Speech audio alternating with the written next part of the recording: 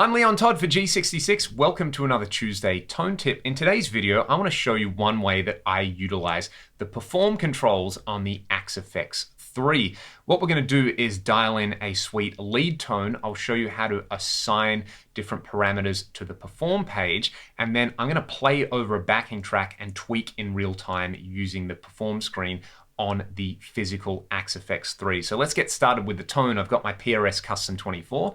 I've got the Captain Hook 3A amp model at the stock settings, and I've got one of my own cabinet IRs, which you can get for free from the Fractal Exchange website. It's LT TV Mix 2. Let's take a look at the preamp section. I've just set the low cut to 80 Hertz in there and left everything else as is. Stock settings on the amp, we get this.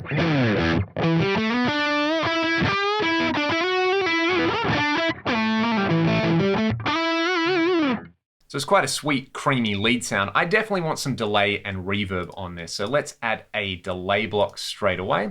I'll go to the stereo BBD because that's my favorite delay, and I'll set the left-right time ratio to 75%. We get this.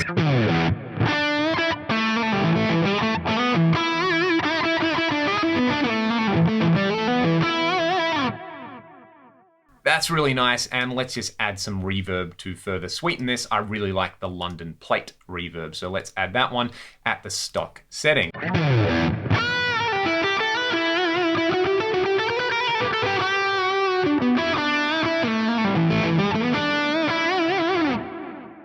So that's already a pretty happening tone. We didn't have to do much to get that going, but I don't know what this is going to sound like in the context of a backing track just yet. So what I'm going to do is click up here on the perform page, and you can see there's a global perform page and a per preset perform page. So on the amp, I like the amount of drive I've got at the moment. So I'm just going to drag the bass, the middle, and the treble controls onto my perform screen.